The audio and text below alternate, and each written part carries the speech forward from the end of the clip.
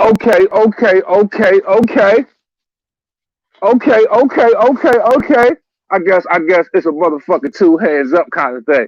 I guess it's a motherfucking MBBC kind of thing. I guess it's a YTBC kind of thing. I guess it's a truth prevails over bullshit kind of thing. I guess 3K the boss is motherfucking back. I guess I had the live stream so lit last night. All I had to do was run it back. I mean, I had to run it back, man. Shout out to everybody in the motherfucking chat. Shout out to another day being on this earth. Shout out to all the people that's safe. Shout out to all the people that's real. Shout out to all the ones that's fake. Nah, not really. Shout out to all the niggas that got bread. Shout out to all the ones that's broke. Shout out to all the niggas that's got cars. Shout out to all the niggas whose cars is broke. Shout out to all the ones who got credit. Shout out to all the ones whose credit is bad. Shout out to all the credit card scammers. Shout out to all the moms and dads. Shout out to all the baby mamas, the mamas having babies and the papas that still a rolling stone.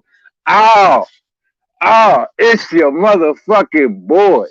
Two hands. Oh, I'm back.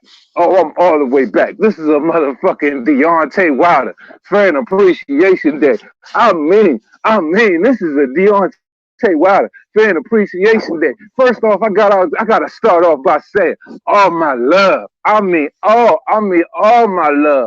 for all my people. It's time. It's time that we rise from the ashes like a phoenix, bro. It's time that we rise from the ashes like a phoenix, pick ourselves up, because all I know is when I think about Deontay Wilder, I think about a red and white striped shirt and a beanie to match, some glasses, and a white kid. Where's Waldo? Where's Waldo? Where's Wilder? Because we ain't seen him. We ain't seen him. So I'm here to resurrect him from the dead. And all the fans that's got love for him, hey, I'm here to resurrect y'all from the dead too. Hey, guess what, man? Guess what? Look, man, I'm here to save y'all, man. I'm here to revitalize y'all. I'm here to bring y'all back. I'm here to bring y'all back to give y'all the feel that he's got a chance, man. He's got a chance. He's got a chance to get his motherfucking ass wazazazazah. All right, man, let's get to the business, man. So, okay, man, I was on the internet today, man. Shout out to the homie Tevin Farmer. I heard somebody today. Yo, one thing I want to say before I get to these shout outs. One thing I do want to say is that I watched the most fucking entertaining live stream I have seen. Oh my God. And God knows how long. And I've seen a lot. I mean, we've seen a lot because we all seen them together. Because, you know, in this YTBC thing, we all kind of catch everything together. It's kind of a live movement. We all, you know what I'm saying, a family, pretty familiar with everybody that's in the chat and everybody that's talking that shit. But regardless of all of that, when I say I caught the most fire live stream, bro, ladies and gentlemen, I caught the most fire live stream. This nigga D, Speak Your Mind Sports Talk. Shout out to my dude, my brother, my DMV brethren for the love of sports. Let's talk about it. Bro, this man had Wood State Real TV on there today. Shout out to my guy. And a couple other dudes, man. And the conversation was Tank Davis, and all I can say is pure gasoline. Pure gasoline. All it needed was a match, though. All it needed was a match, though.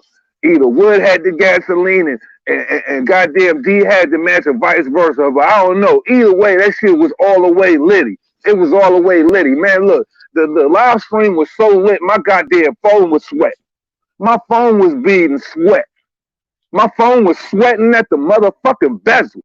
That joint was so hot. But regardless of everything, man, let me get to these shout outs, man. Let me shout out all my real ones. Shout out all my real ones in the building. John Cable, salute. Boxing Finesse, salute. Okoye, salute. I ain't gonna say your first name because I don't want to butcher that shit. Lisa Bales, Queen, salute.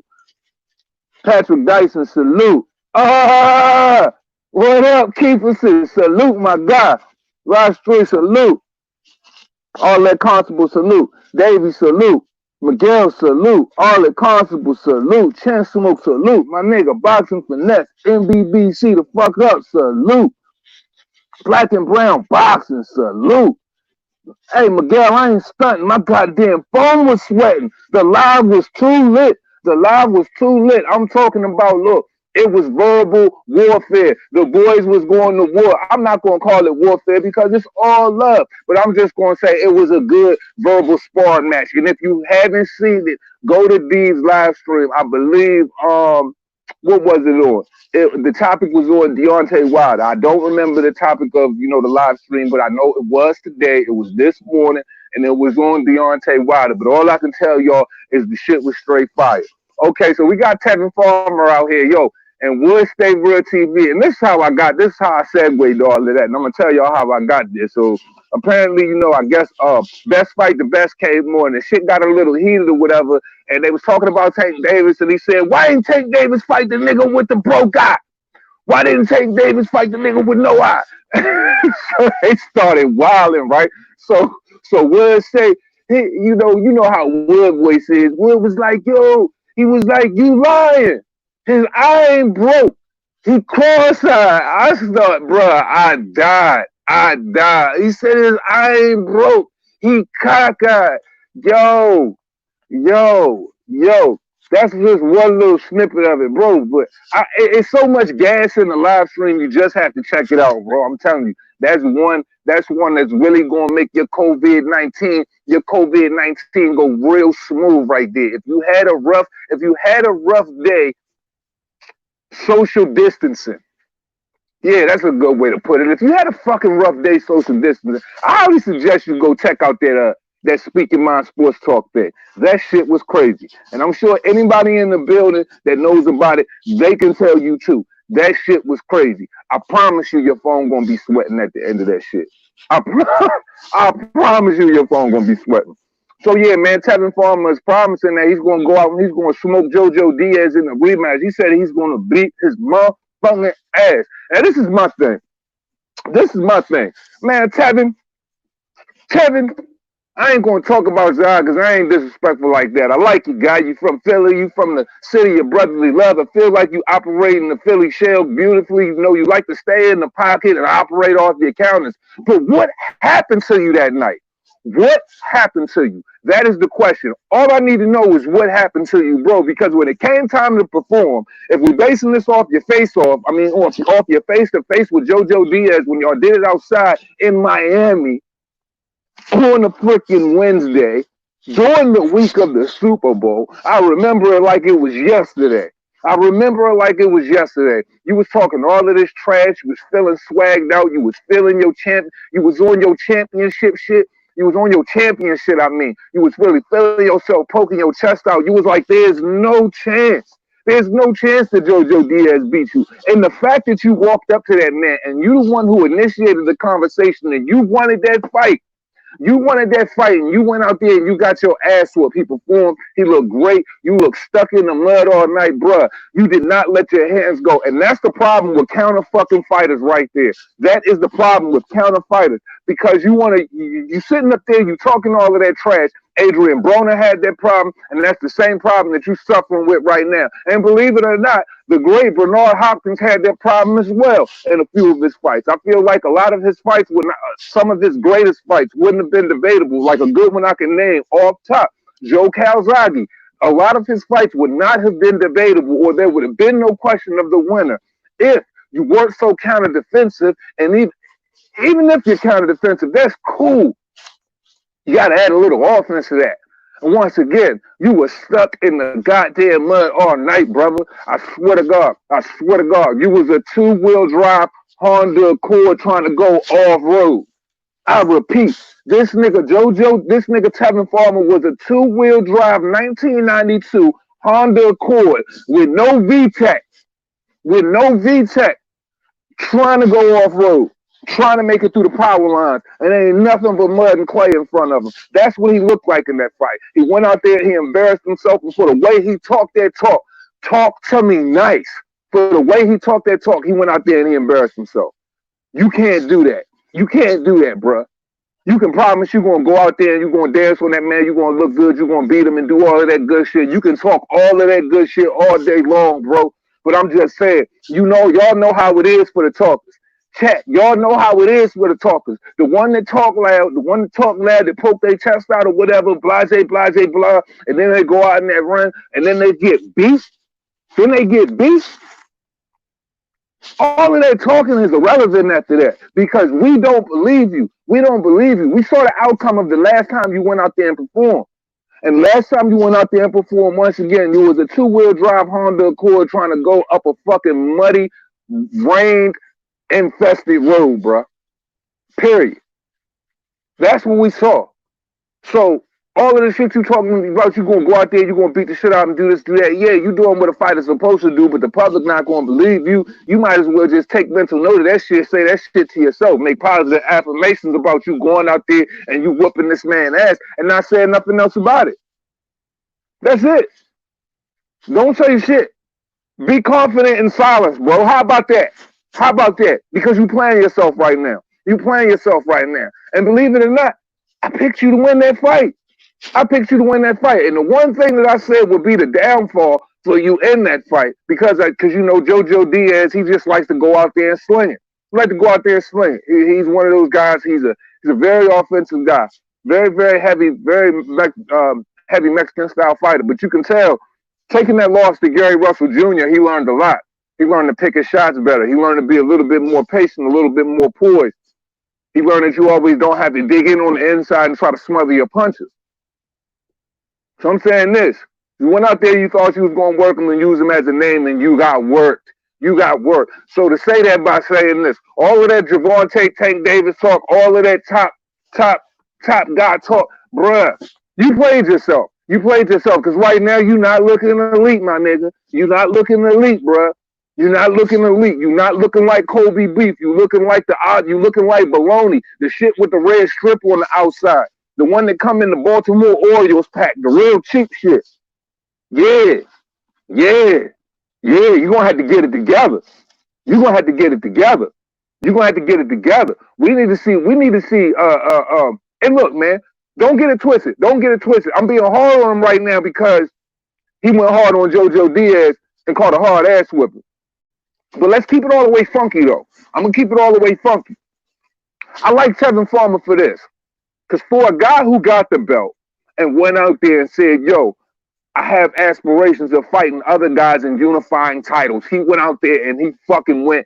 And even though JoJo Diaz wasn't unifying a title, he was trying to unify titles with other guys. He was trying to fight other guys. Whatever happened, you know, hey, that's the politics of boxing. But what I'm saying is, he didn't shy away from the opportunity to fight. But at the same time, if you out there popping all of that bubblegum shit, my nigga, hey, you better be able to back it up, dog. You better be able to back it up because homie made you look real sweet in there, bruh. You was a late night snack, bro, and you went down easy. Pause. Man chewed you up and spit you out. Do you know that IBF belt is sitting comfortable on this mantle right now? He kicking his feet up. This man is like, please. He went out there, he thought you was going to be somewhat of a problem when he got into the fight, you know what I'm saying? But at the same time, you didn't understand his experience. You didn't understand the experience he had before you. Now, a guy that had to deal with a Gary Russell and to go to you? To deal with a Gary Russell and to go to you? Oh, man, shit, he chopped that shit up, made it look easy, bro. He was Neo dancing in the Matrix, watching bullets go by his ass slow. I mean, that nigga was dancing like a motherfucker around them joints. Everything you threw at him, he felt like he was ready for it. As a matter of fact, everything you threw at him, you really didn't throw anything. Your coach kept telling you that you needed to turn it up. And then the one round when you really started exchanging in round 5 and you started throwing your fucking punches, bro, you got off of the plan. What was it? Did you not like his punch? Because something was off. And I will give you credit. As a boxer, you went out there and you didn't do the Deontay Wilder thing. You didn't go out there and make a million fucking excuses. Because we got a couple of guys out here that had a tendency to do that. Their knee bone is connected to their neck bone connected to their leg bone. All of that shit broke. Because I swear to God, if you was Deontay Wilder right now, this nigga, the way he throwing out excuses, he falling apart like a Mr. fucking Potato Head. This shit is crazy. It's outrageous. So look, this is what I'm saying, Tevin Farmer, hey, I ain't gonna say you got broke eye, bro. I ain't gonna say you got a broke eye. I'm going to easy on you, bro. All I'm saying is though, leave that you gonna beat the shit out somebody talk out of that shit, bro, because you never come out in the fight as the aggressor.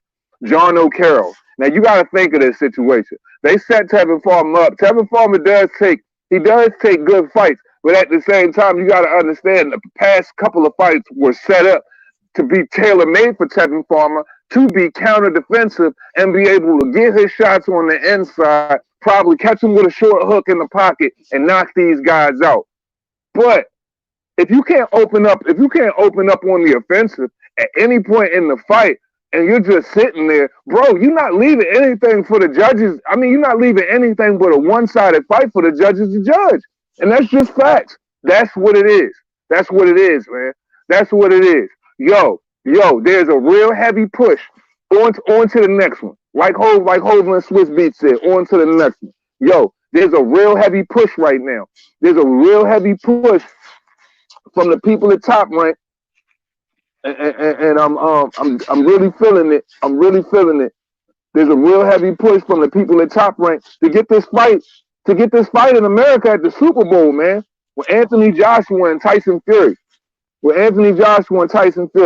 Now, to get that fight over in America at the Super Bowl, bruh, that is a way better move than Saudi Arabia. That's a way better move than Saudi Arabia. And I'm telling you, I done seen the UK fans come over to America in hordes, and I promise you, y'all can party, y'all can do what you want. You ain't got to worry about being conservative. It's summertime. You can wear your shorts. The girls can get cute. They can get sexy. They can let that hang out. You feel me? Y'all are gonna be whatever you want. You can be able to let it go. Now, imagine if that shit was at Madison Square Garden or the MGM Grand. That's 1,000. We already know Tyson Fury. He done gave up his boxing license in the UK. So if anywhere they were supposed to have it, because clearly I'm feeling like I'm already knowing that this fight is not going to happen. This fight isn't going to happen until this pandemic thing is over with. So if it's going to happen when this pandemic is over with and he gave up his UK license, why not have the motherfucker in America, bruh? It's our first cousin to y'all. Put that joint in the boxing mecca, undisputed match. Two of the best fighters in the UK going at it, head to head. Bro, y'all coming over. The atmosphere is crazy. Everybody going crazy. Mad Brits going crazy, drinking, going all out. The atmosphere is lit. We talking about Anthony Joshua. We talking about Tyson Fury. And this would be the biggest thing in the fucking world. Saudi Arabia cannot give you that feel that America could give you in this type of situation. This type of situation is tailor-made for America.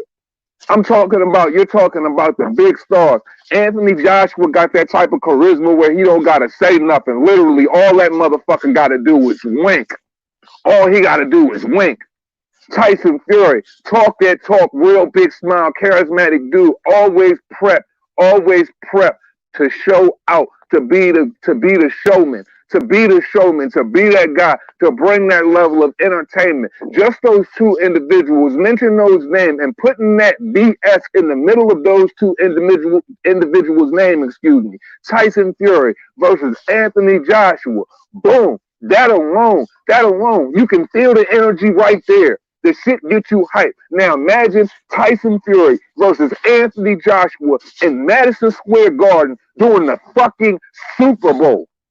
During the month of the Super Bowl. You talking about breaking records. You talking about selling out. You talking about an energetic, magnetic, magnificent event, bro.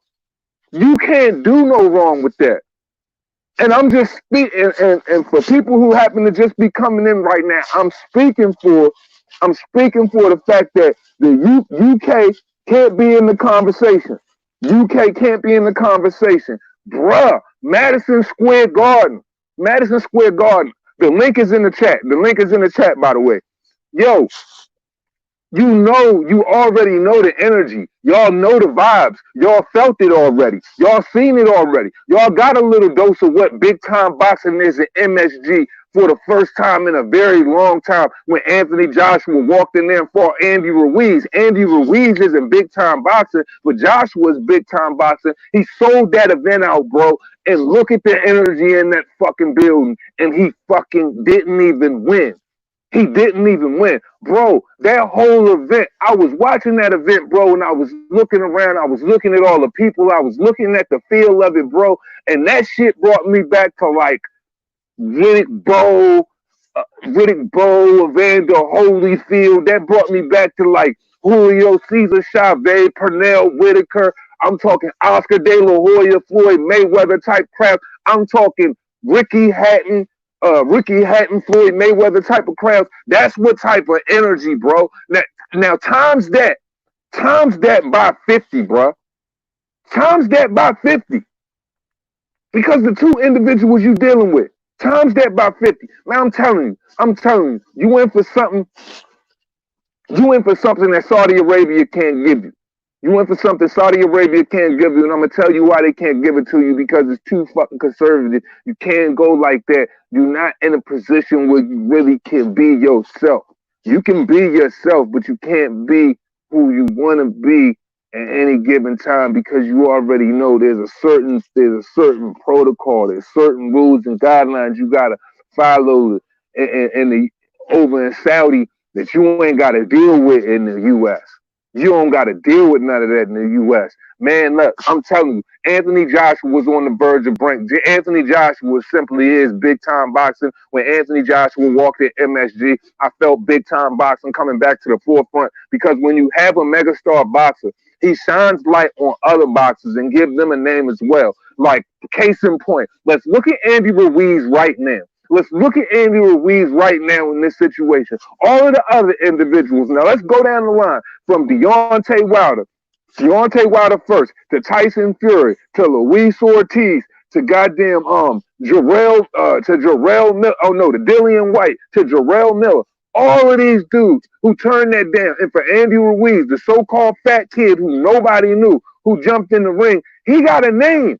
Even if he would have lost that fight that night. If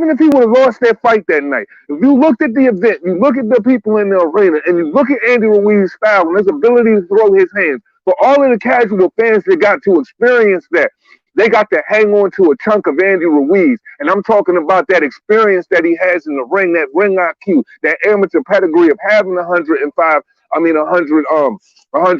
amateur fights.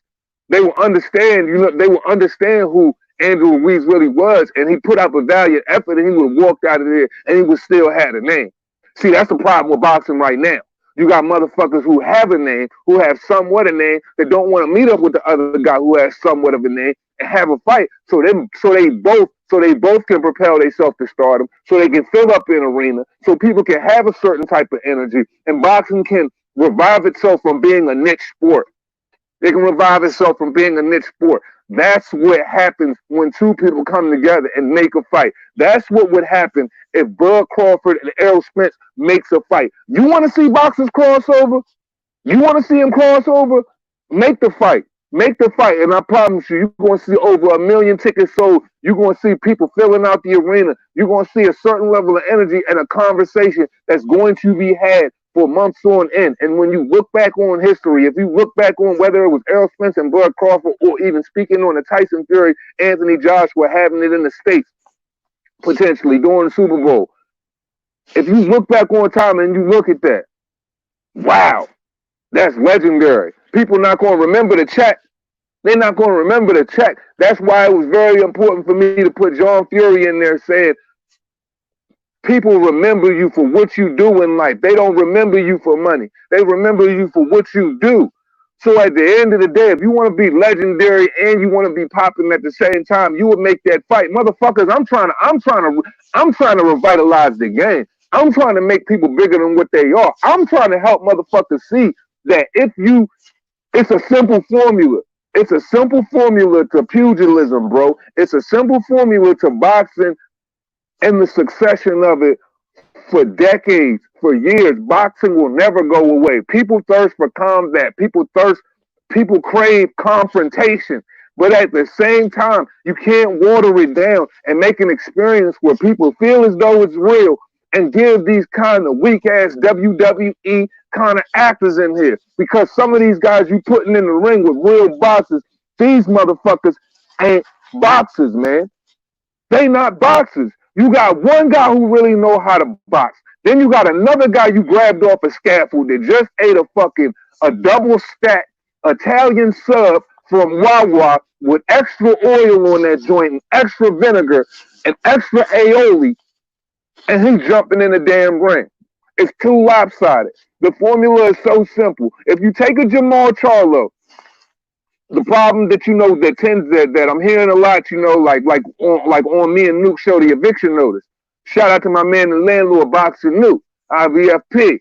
Subscribe if you haven't. Like on me and Nuke show, the whole conversation was Demetrius Andre and him losing his fucking mind, talking about he wants to fight Andy Ruiz, saying that he would go up to 168 and fight Billy Joe, but he didn't mention anybody else and all of this other shit. It's a real simple formula for Demetrius Andre. If Demetrius Andre wants to have a name, if he wants to be great, which I truly think he does, you'll fight. You can't get Jamal Charlo, but you'll fight Iris Landry Lara. You'll fight Sergey Derevyanchenko or John Ryder. I guarantee you, those guys don't have the biggest names in the world. They got average names in boxing, but I guarantee you, but they good fighters. And I guarantee you, after those two fights and the outcome of those two fights, you will have a certain type of resume that make guys that sit higher up on the totem pole might want to look at you and make things happen. Now, what can people look at when it comes to Demetrius Andre right now? Look at him as a valuable option. If you are the top guy and you are the cash cow in your division, you're not looking at him like he's bringing any electricity. He's not moving. He's not making your blood flow as a fan. He's not moving the needle for you as a fan. For a casual fan. I'm not talking about a hardcore fan. Fuck it. Even a hardcore fan has problems with it because they have problems with his style. They say it's boring. They say he don't do enough. For what I see, in my personal opinion, I see him knocking all his guys down in the first and second round. He just never finished them. And then he gets on the back foot and he goes to boxing. That's what he chooses to do. That's what he chooses to do. But at the same time, I feel as though it's a simple formula. Fight those guys that are best available. Screw the prima donnas or whatever, and continue to build your name. Because if you look at the guys on his resume right now, I don't think top guys are going to look at you and be like, "You're the guy." Hardcore fans hardcore fans are buying tickets, but they ain't the only ones, bro. Got to make it appealing, bro. You gotta sell the show, man. Got to sell the show. Shout out to my motherfucking guy, BDA Boxing in the building. Salute, my brother. What's good with you? Hey, can you hear me? Yeah, I can hear you. Hey, thanks for having me on, man. Hey, speaking of bringing the energy, you're bringing the energy since the fucking stream started. I mean, it's non-stop. How about you get me some what you drinking? Hey, man, I'm just high on life, man. Look, we got this COVID-19 thing going on, man. Somebody's got to bring the energy, man. So who better than us? Absolutely. Hey, you know what? First of all, let me commend you on your channel because it hasn't been that long since I've been listening to it. But the thing that really grabbed my attention from you was when you called out a certain desert snake over at IBFP's channel. That's where I heard you do that. And I got to tell you, I respect you a lot for that because there's a lot of people out there that like to talk behind the keyboard and they like to call other people out. And once they're finally face to face with them in an actual hangout, whoops, all of a sudden they get real quiet. So I got to commend you on that. Absolutely. I just feel as though, we all should, even if we behind the keyboard or not, we're all held accountable as men. I feel as though, just because you're on the behind the keyboard and people can't see you, it's not time for you to play a character. Still conduct yourself as you are, man. Like people don't understand, bro. It's so easy to be accepted when you just chill and just be you. Exactly. It's as simple as that. Now, I wanted to ask you, you were talking about Kevin Farmer prior to that, but now I heard you're talking about Joshua and Fury. Mm-hmm. I don't know that the energy in the crowd would be insane. The question is, do you think the fight itself would be as entertaining as, I don't know, Fury Wilder? I mean, not Fury Wilder, but Wilder Joshua. I think honestly, I think it, given the circumstances, considering what's going on right now, like, oh, if say if Deontay Wilder and the Anthony Joshua fight would have happened, and no hiccups, both of those guys are undefeated, and that fight would have happened. The energy of that fight would have been just on a different level because they bring that nostalgic throwback thing that what made heavyweight boxing great from the 50s to the 90s. That punch, you know what I mean? Both of those guys packed a big punch, and it had just been an excellent mind fuck to see who would have come out on top in that situation.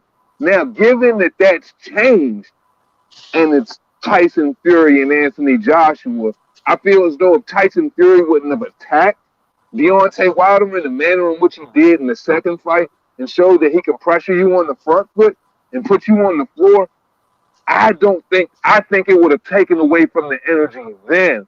But seeing Tyson Fury at 273 fighting on the front foot and applying bully pressure, it kind of changes it as far as the aspect of energy in the crowd for me because now I kind of feel like I'm getting even more of a satisfying feel from it because now I'm getting a guy that I see that can fight on the front foot and bring that level of strength, that thing that heavyweights are known for, that people love him for, and he has the ability to box. Unlike Wilder, where it's just like, hey, it's just a big punch. Now it's just like a whole nother level of the unknown for me. So for me, it's exciting. I think now for others, I feel as though, I don't know if they'll think it's more exciting than Wilder Joshua. I just think the whole allure of it all changes once he got undressed. Yeah, no, absolutely. I mean, Wilder for the moment, he's got to come back, regroup, go back to the drawing board, and make something happen. Try to fix his mistakes. I don't know. I don't know if he can. I'm the ultimate optimist, so I hope he can. But in regards to Joshua Fury, it's gonna be the first. First of all, if they do it in the United States, it would be the first time they hold a big heavyweight fight between two non-Americans in America. I mean, that would be insane. You know for sure that the British fans would travel for that one, no matter where it's held. Absolutely. But it would also be interesting because the last time we saw two skilled fighters that big, I'd say you have to go back to Louis Klitschko, Vitali, that is. But I still maintain Joshua, he's got better technique than Wilder, obviously. But also the fact is he can fight off the back foot, and Wilder couldn't. So I do expect more fireworks in that potential Fury Joshua matchup. I also expect some more clinching, though. That could be problematic right there in terms of entertainment. But you cannot doubt that the energy prior to the fight would be insane. I mean, it's two guys that have essentially more or less cleared out the division, except for a couple of names still lingering out there. It would be the biggest fight. Do you think it would be bigger than any fight Canelo could muster up right now? Look, to be perfectly honest, and I've said this and I'll say it again, like I'm looking at the numbers for this fight if it happens to be so uncanny. Like I truly believe that this fight is going to break every record that boxing has to offer as far as gate, as far as pay-per-view. I mean, because you have to look at the time. When is the last time we've had a major event of this magnitude in heavyweight boxing and the two caliber of fighters and the star power that they bring?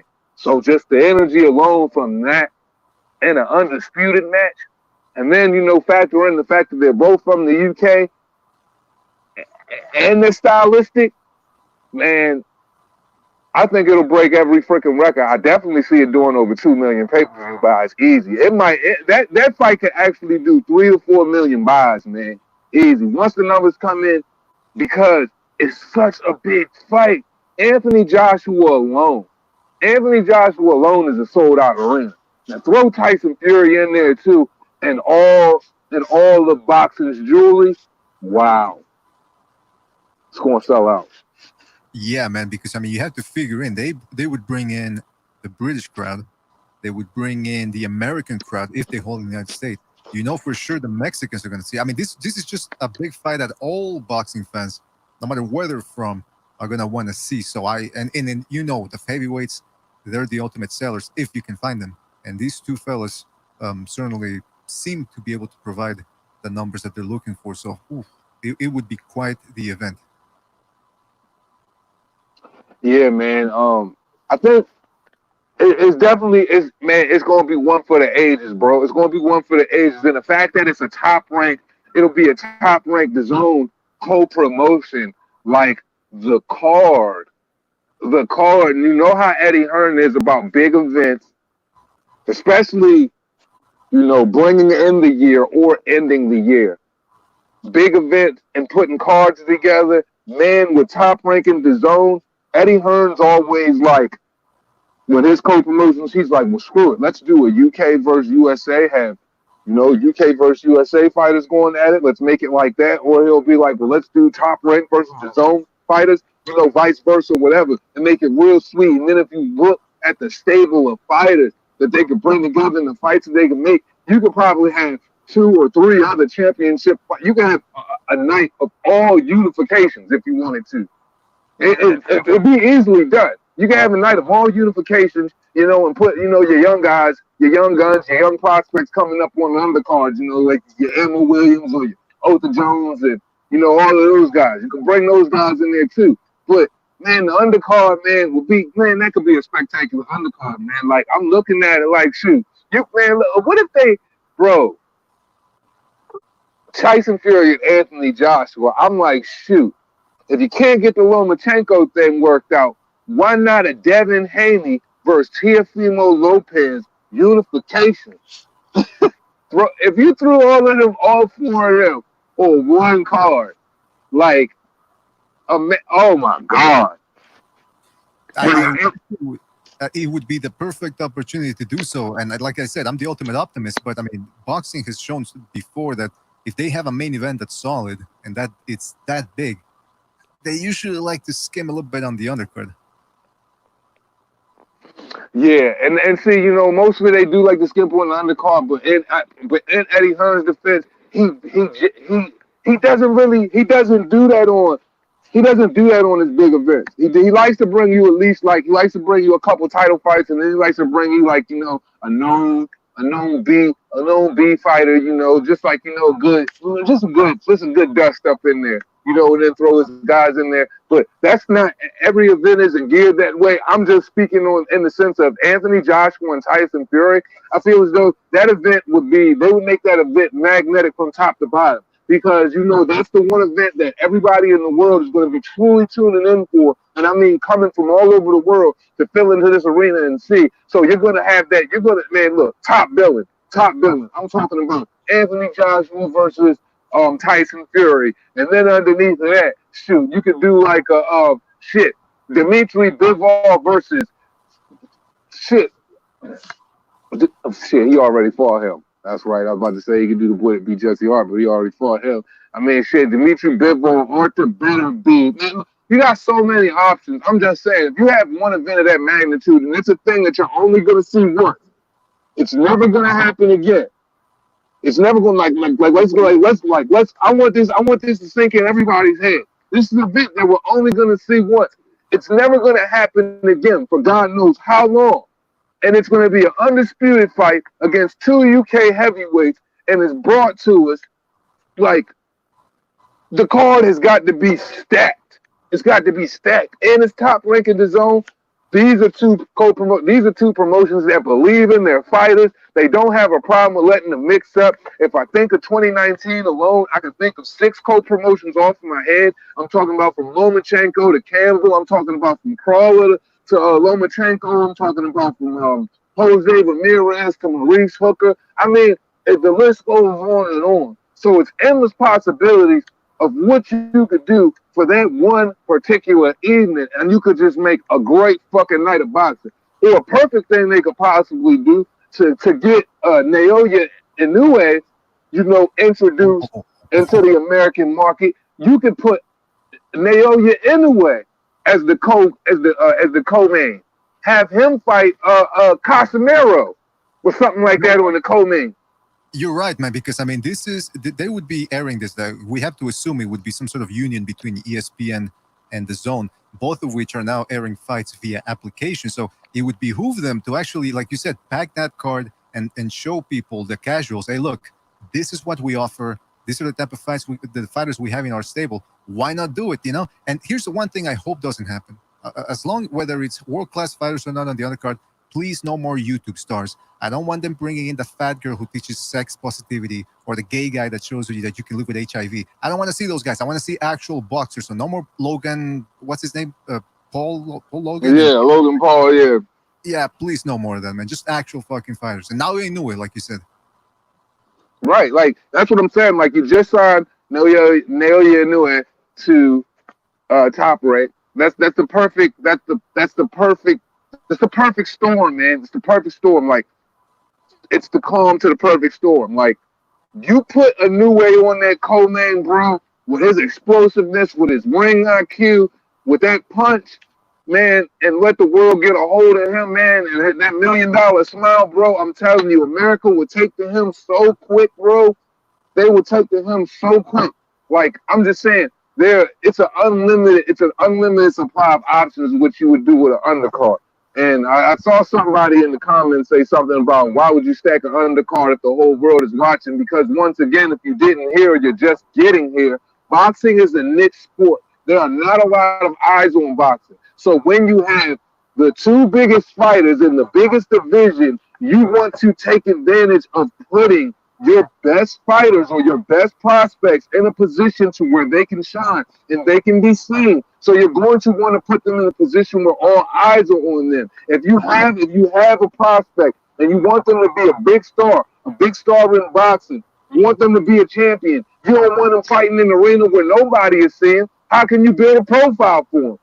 So that's a completely asinine thing to say, because you have to have eyes on you. If you want to have a profile, if you want people to care about your resume, if you want to be a star, if you want to make millions of dollars, if you want to sell tickets. So if you're a promoter, it behooves you to want to put a Naoya Inoue on there. It behooves you to be Eddie Hearn. That's why Eddie Hearn throws Devin Haney in those Jake Paul and Logan Paul situations, or throws him in Anthony Joshua situations, because you're trying to make your star bigger by building their profile. So you put them on the undercard. That's what undercards are built for.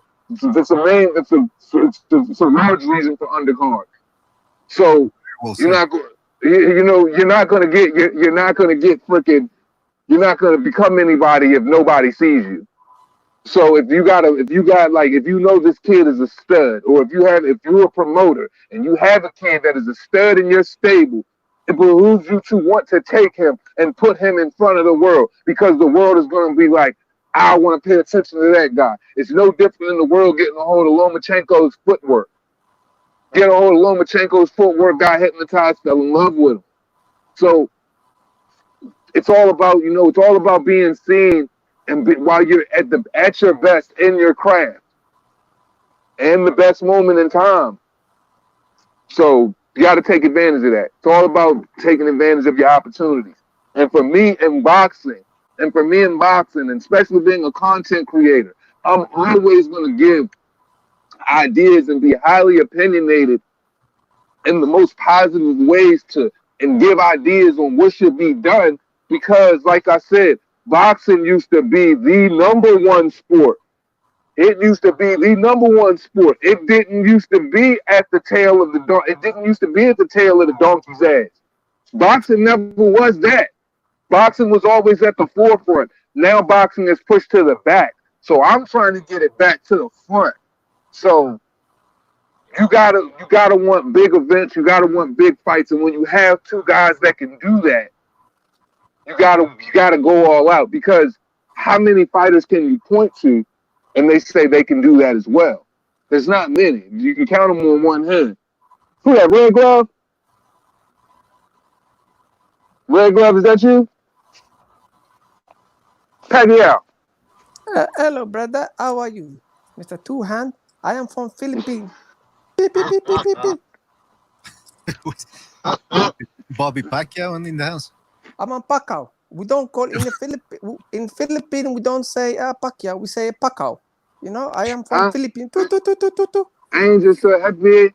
Man, my brother. I think my brother in the chat right now. That's his favorite guy, man. You know what I mean? He Filipino, Manny Pacquiao. That's his man. Me and this dude used to argue 24/7 about Floyd Manny Pacquiao fight before it ever happened. I'll be like, nah, fuck that. You can't beat no Floyd.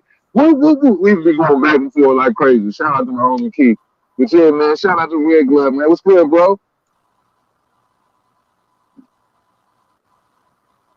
Red Glove. Red Glove? Are you there? I think he wants to be addressed in Tagalog. I got you, D. 1 second.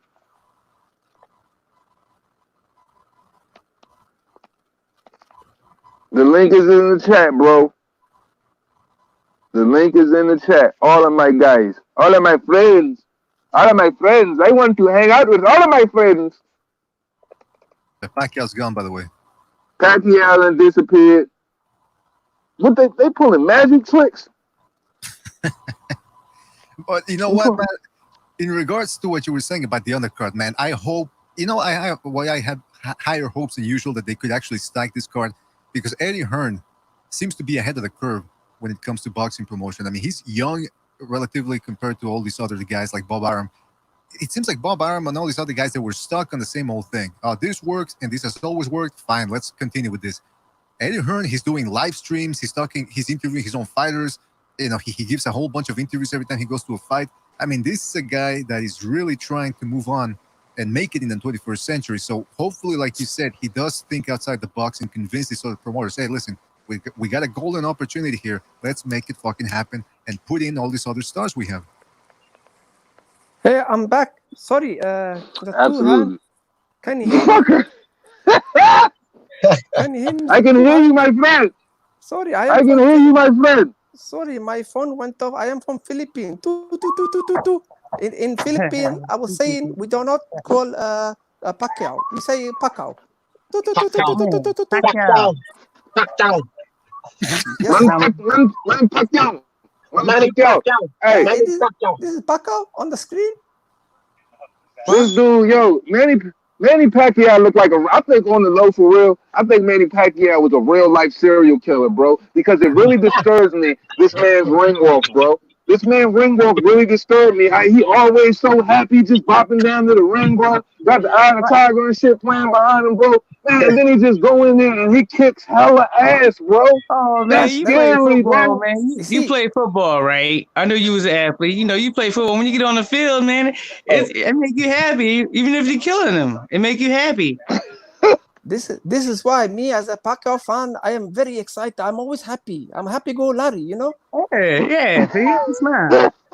Nothing can. Hey, y'all remember? Nothing can. Y'all remember that Geico commercial? Which one? The joint with Manny Pacquiao.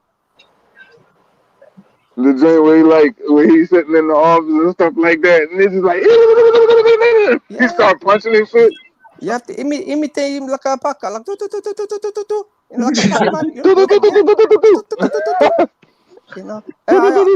Hey, Manny Pacquiao like a gun in a video game. Oh yeah, he like a secret weapon. You know what I mean? That's definitely like what's that little Mortal Kombat dude? He's a weapon. He's a rapid fire spitter. He's a rapid fire spitter. See, Manny Pacquiao is like one of those dudes, man. Like for real, like for these young cats, bro. He's always going to be a hell of a problem. Like he'll step in, counter punch. Like he want to counter. He trying to make you throw a punch so he can counter. You know what I mean? That's why his feet so wide. You know what I mean? Yeah. He's always on. He can slip it. He can slip it and go right up under whatever you throw. You know what I mean? He wants you to throw it. He's still fast as hell too. Exactly. Bro. It might be little. He might be small guy. That's why he's winning elections. Yeah. All right, yo, we got 6 in here, so we got to do this one at a time. So we can't be cutting each other off because it sounds real jumbled for the listeners. So, all right. Well, I need to comb my hair. My good Filipinos. You see that? Y'all can't get that where y'all from. All right, well, nigga, you go be Soul Glow then. All right, later, dog. It ain't messing with this one right here. Oh, that's nice. That's nice. God Almighty, I got the diamond in the back, sunroof top. Hey, we got the diamond in the back. Hey, What up? I got it. I got it. There you go. Ah, I got let that big it one. down. You heard? Let the top Man, back. y'all, hey, you still got some. Yes, sir. Yes, sir, man. So, okay. So since I was talking about it, so say we get Anthony Joshua versus Tyson Fury in America, right? Say we get Anthony Joshua versus Tyson Fury in America now. You know, once again, this is the zone. This is top In rank. America, You right? know. Say we get Anthony Joshua versus Tyson Fury in America. Oh, let me cut off this mic. It's echoing in my ear. Okay, can y'all hear me? Yeah. Okay, so say we get Anthony Joshua, we get Tyson Fury in America, right? Now, this is the zone. This is top rank. Once again, we know they believe in their fighters, bro. And this is going to be the biggest event boxing has seen since forever, ever. Who would y'all want on the undercard? Dubois and Joyce. I want Dubois and Joyce on that undercard.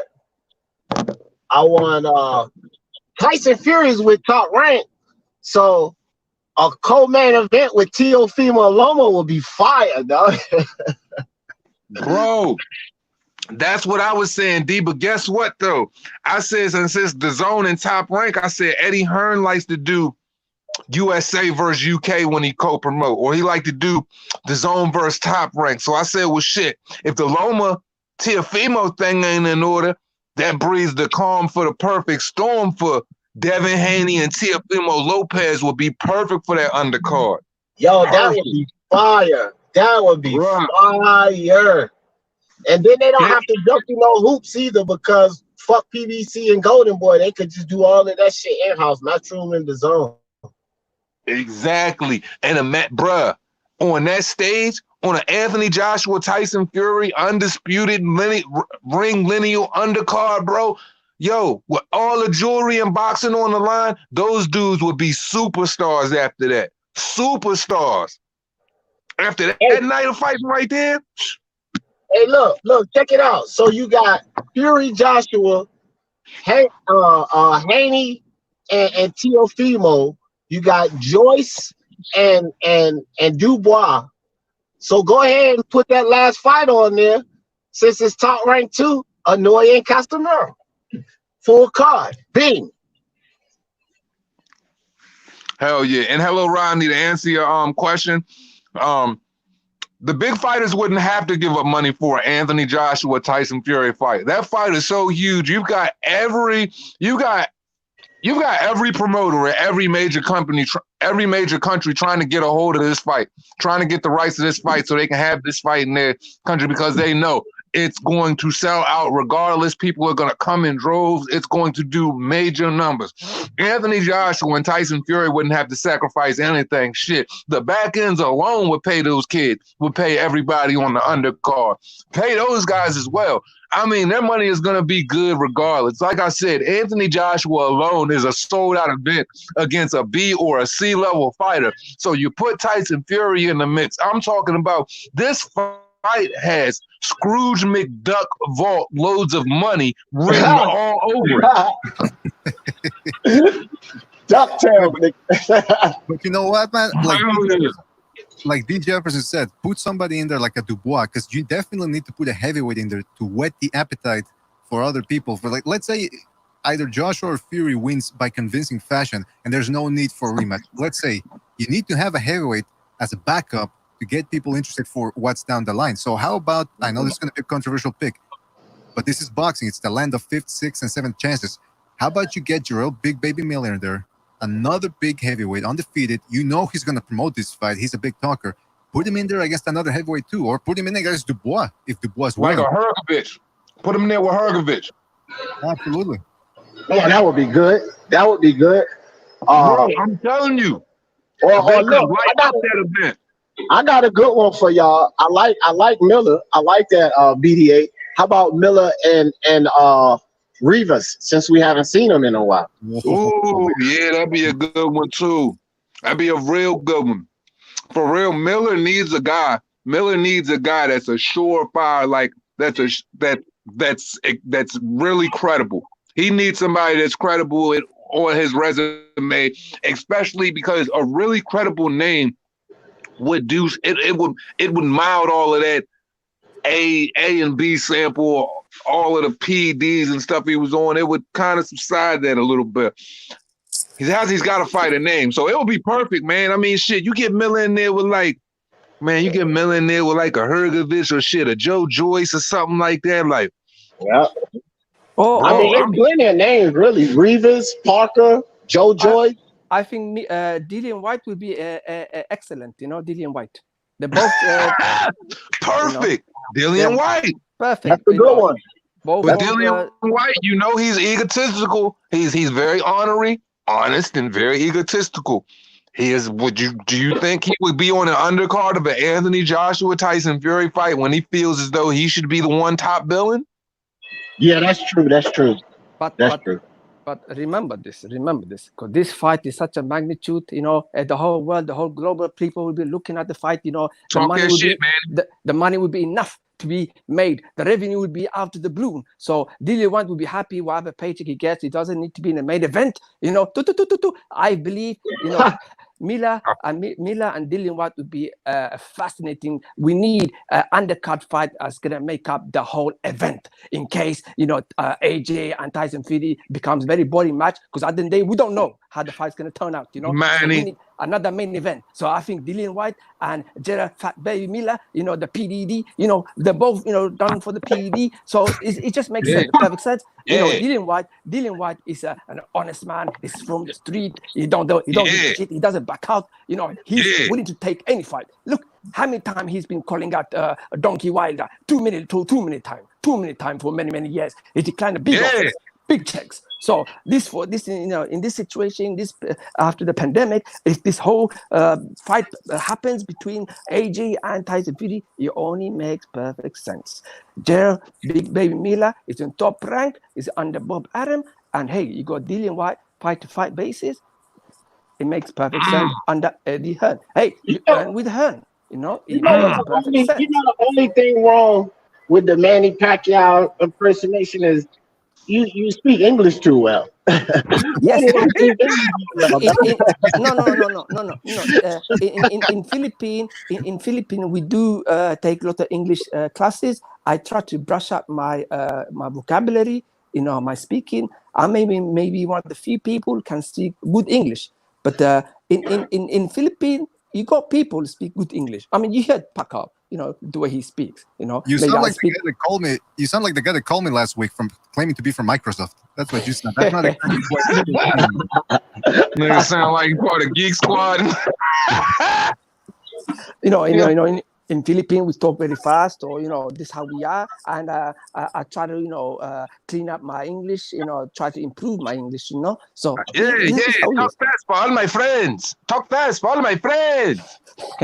But yeah, I talk fast for all of my friends. I mean, you, all of my friends. Talk fast for all of my friends.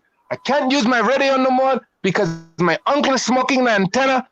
I talk fast with all of my friends. But you know, I've made my point, and Gerald Big May Miller makes sense, and Dillian White, both of them come on the card. It'll be explosive. It'll be amazing. You can put Big Baby Miller with Zerto. Nah. Low weight class. My bad. Nah, man, for real. Yeah, Big Baby Miller. Yeah. But nah. Man, Dillian White, he ain't going on the fucking undercard, man. Dillian White wouldn't touch a fucking undercard. Yeah, but that's why I don't think so. But that Dillian White Oscar Rivas is nice, bro. I mean, not Dillian White. Not Dillian White. I meant the Miller Oscar Rivas. I think that's nice. Yeah, that would be a good fight. And for real, dog, that would be a hell of a test for Miller. And Miller would have to go through hell in that fight for real, because he gonna have to take some punishment for real. Because we really don't know how Miller moved his head off that center line off of all them damn drugs. I mean, this motherfucker was on so many drugs, you don't know what he can do well. He probably had one drug that can make his feet move. He probably had another drug that made his hands move. Like he was on some shit, man. Stamina. He had one for stamina. And a little coke for the 12th round. That's another thing about Miller. You don't know what that punch volume gonna be like, because those PDs had to have helped him out with that punch volume. That motherfucker was throwing hella 5 punches to be so big. Hey, imagine he comes back with cold turkey, no steroids, no nothing. He comes back looking like H Money. I mean, that's a possibility right there, man. If you're taking 7, 8 stuff from the pharmacy cabinet there. Oh my God, this nigga come back looking like H Money. Yo, what the fuck is going on? Yo, what's going on? Man, I got 4 chains on, quarter milli, big Cubans like Mark Cuban. What's going on? Listen, Two Heads, you fake. You got races on your channel. You got BDAs races on your channel. If I see you, D, I'ma choke the shit out you, nigga. It's your boy H Money, Mr. The Zone, bro. Mr. The Zone. Incredible.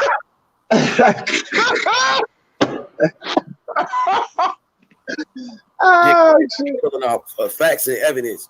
Yo, that nigga low key, he's Steph Curry stunt man for all of his roles when he play a drug addict in movies. He only Steph Curry stunt man for drug addict roles in the movie. That's it. IBT. I mean, not IBT. Intangible Boxer say he looked like Intangible say he looked like a retarded DJ Augustine. So he look like what? A retarded DJ Augustine. I said, God man, wild, dog. I can hear H Money right now in the background. Man, I'm saying though, y'all bitch ass niggas, man, at least compare me to a Down syndrome Steph Curry. How y'all gonna belittle me to a 6 man? That's all he is, nigga. 6 man, a backup. He a backup singer, nigga. Shit, that nigga lucky. He lucky if he number 13 on the squad. Oh man, that dude's a real card, bro. That dude H Money is a real card. Yo, y'all chill out. My brain hurt. I'm sitting too close to these fucking books. You know I can't read. That's why I say you need to do something with those books. You need to pick those motherfuckers up and open them. Maybe he'll learn something. Man, look. By the way, that's a good H Money impression. Like, I don't know how you do it with you plug your nose a little bit so that you sound like you got allergies or something. I don't know how you do it, man. I don't know, man. It just comes out of me every time I think about these bitch ass racist niggas, man. Every time I think about all these races, every time I come on my computer, every time I do a live, I was just on your show. I thought you was real. You was supposed to be the livest nigga ever. Every time I turn around, they say some bitch ass racist shit about Devin Haney, Shakur Stevenson. Why you always D? Why you always talking about Devin Haney, Shakur Stevenson? Why you always talking about Floyd Mayweather, Tank Davis, guilty, innocent until proven guilty? D. Jefferson exposed. Yeah, he always says the same thing. Yeah, exposed. He's been exposed. I'm exposing him. What are you talking Once about? again, if he was exposing somebody, he only exposed them to about 2 people, because that's how many people be in his lives, bro. Come on. No, I swear to God, that nigga, he has no juice whatsoever. Nah, he ain't got no juice. That nigga was on live the other night, going in on Julius. That nigga had 6 people watching. Look, and one of them was me trolling. Yeah, and the other one was me.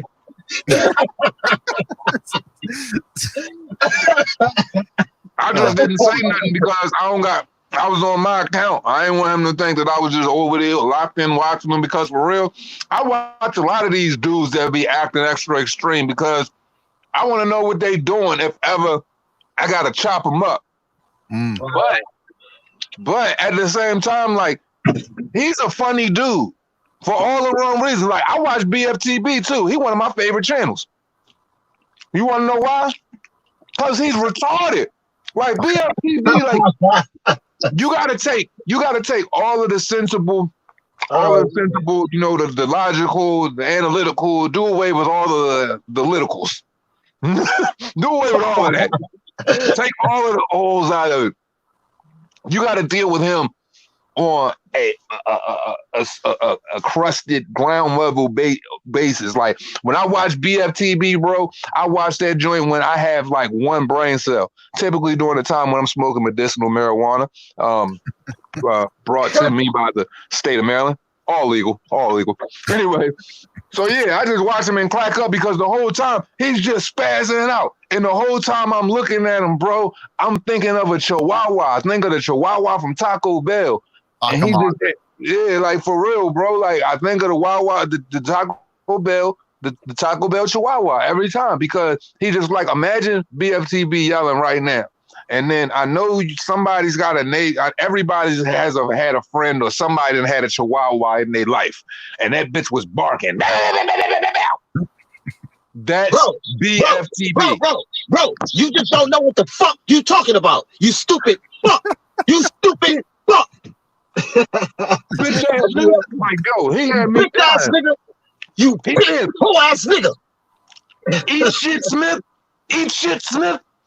Yeah, that's how he debates. No, that's facts. You bitch ass nigga. Yo, I be dying. That shit is hilarious. These motherfuckers, man. Tyson Fury look at all of cheated. these. Flat out, he cheated. If you don't accept that, you're fucking stupid. I like how D Jefferson right now is screaming inside his car. And he's joking. There's people passing by. They don't know what the fuck's going on. They probably think he mad as fuck right now. Like, that white beard shit. You know what I'm saying? They think he mad as hell. You know that one person you are like, yo, I be seeing that shit when I be on the road too. That one person that be in the car on the phone, he mad as shit. He pointing real aggressive and serious. Like he point, hey look, he pointing the air so hard that shit hurt. Like he's just going off in the car. Then you look over at him and shit. And then when he look over at you at the stop line and shit, he got that Kermit the Frog face sipping the tea and shit. Stop it. Breathe, nigga. Breathe. Yeah, man. Yeah. This hates money sounds very, very crazy. I like to give him a few ping pong in his forehead, you know? I've seen him 1 or 2 times, but I haven't seen him much lately. What is going on with the H money? Is he on crack? No. That dude bipolar. He bipolar schizophrenic. That's what's wrong with him. If you don't see that nigga H money straight on Optimus TV, Prime on me right now. He's straight Optimus Prime right now. That nigga is switching up like a motherfucker. That nigga hit the Power Ranger mode on y'all, nigga. We hit the straight Power Ranger mode, nigga. That nigga be switching. You don't see H money, that's because he got embarrassed into a hole. Hey, money, man, I'm telling you, one day you the greatest thing on YouTube. The next day you fake. You getting exposed. You a pussy. But it just tripped me out because that nigga, he never was that though. He never was that. Like, yo, okay, you got a couple thousand subscribers, bro. Nobody cares. Like the way you carry your, I don't know why people think because they get a couple subscribers they think they something. Like I don't look at that shit like nothing, bro. I'm a different breed though. He purchased so I can't understand he purchased them. I can't understand when weird people. I can't really relate to how weird people act because I'm cut from a different cloth. But I mean, like, yo, if you feeling gas because you got 2,000 subscribers, like, brother. I am not gonna pay nobody to subscribe to me, bro. That shit is stupid. Like, I'm not gonna pay nobody to fill up my channel. If people don't come to my channel, then I'm gonna find something else to do. People come to the channel because they want to come, but I'm not gonna pay no money. I'm not gonna pay people out there with a fucking 200 accounts, pay them to fucking subscribe to my channel. That shit is stupid. Oh my gosh, he has over 2,000. I'm telling you right the fuck now. Yeah, but like I'm telling you right now, on Young Black Michael Jackson. Bro. I'm telling you right now, and I put this on the Young Black Michael Jackson before he turned white, bro. I'm dead ass, bro. Like, I'm not like, look, if ain't nobody on if ain't nobody on my shit within like the first 5, like, look, bro, I give it 5 minutes, bro. If that joint don't populate in a certain amount of time, I'm out of there, bro. This man, I watched this man literally sit there for 3 hours with 2 people, man. No, that's worse. It's worse than that. I seen him on the stream, on a football stream. It was 2 football games, not football, soccer. It was 2 games back to back. That motherfucker sat on that stream for 8 hours or something, bro. And he peaked out at like 11 people, dog. 8 hours, my nigga. Now, D, you mentioned that before. I think you mentioned it before somewhere else in another stream. I forget where. Do you think he's on speed or something, or some sort of? I mean, he's got. No. I honestly think that the kid is like bipolar or schizophrenic. Like something ain't right upstairs, bro. I think something wrong with that dude upstairs. That nigga got put off the set, homie. He got put off the set. I'm convinced. I'm with red gloves. That nigga got put off the set, bro. That nigga, homie, from the street that he said that he grew up on, called in. It was like, nigga, I'm on Western right now. That nigga paused and got quiet and started saying, man, I like Earl Spence, man. I think he's a good fighter. I'm like, man, come on. Come on, bro. You got put off the set. No, you got put off the set. Somebody was in that neighborhood. Check that temperature. Exactly. When somebody was in the neighborhood, check that temperature. It got cold real quick. He seemed like the kind of nigga that get kicked out the hood, bro. Like, get the fuck around here, nigga. Don't come back. You come back, you ain't gonna be around no more. Like, he seemed like that kind of nigga that get kicked out. Just get out of here. Also, the problem is maybe, he doesn't get no love or affection at home. He's probably at home all alone, and he comes in a streamline. He thinks, he's getting all the love from the people. And I think, that's what he is. Maybe he's on crack, I don't know, but he's not getting no love, no affection at home. Some people have a broken home, broken background where they come from. But when they come on a live stream, they think people are supporting him. So he probably gets affection. He get affection from his girl Rosie Pearl. He gets a lot of. I'm sorry, Manny. It ain't the crack, Manny.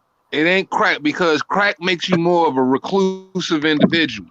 This motherfucker wants to be on every live stream he possibly can be, at a volume, at a peak maximum. Like, he comes in that joint. Hey, it's your boy.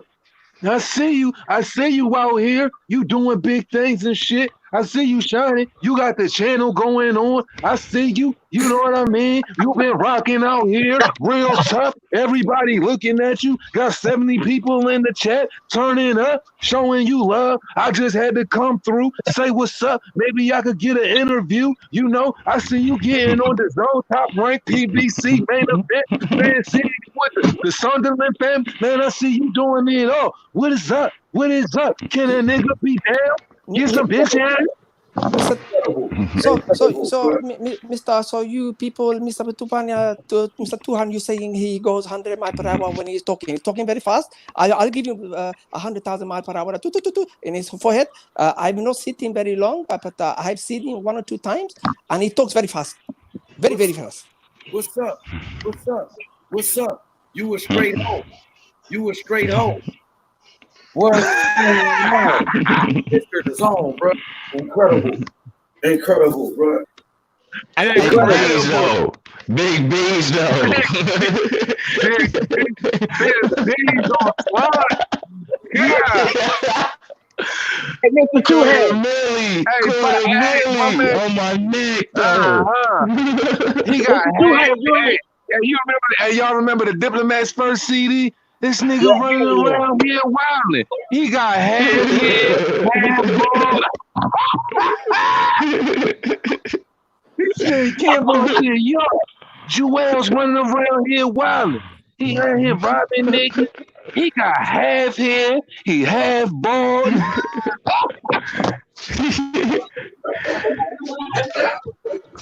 That's H Money, Mr. The Zone. That nigga remind me of the mad rapper, bro, on the Biggie soundtrack, on the Biggie CD. Tell me why you mad, son.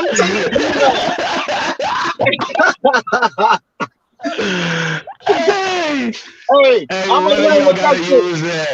Next time I see him, I'm gonna hit him with that shit. I'm gonna hit him with that gun, right? Next time I say, tell him why you mad, son. Tell him why you mad. I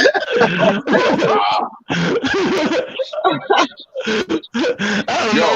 These niggas out there just getting big chains, big cars and shit. You feel me? I don't know how I'm mad. You feel me? That nigga's a mad rapper. You can't ask. You cannot ask that dude why he mad. You gonna be there for a whole Chinese New Year. Hey, money, Mr. Zone. I don't fuck with. He said I don't fuck with dimes, not even close to nine. Sort of like 5 and 6s, with stars and 6s type of thing. That's ain't funny, dog. I guess the question then. Hey, yo, imagine that nigga. He gets snuffed in the mouth and he explaining that shit to Money.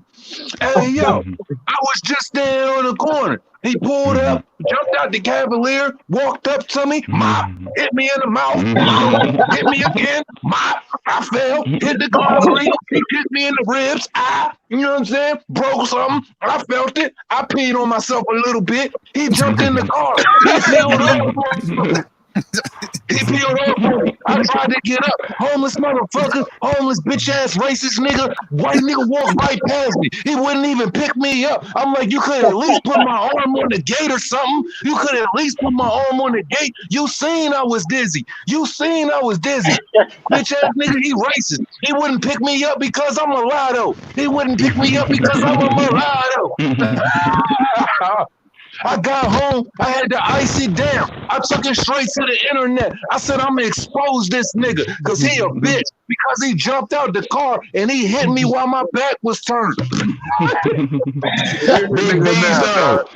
B's though.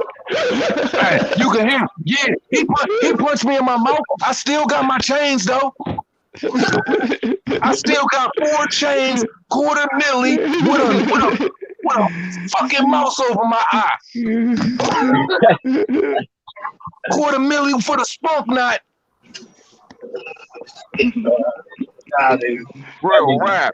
I'm seeing this comment now. Yo, Mr. Hey.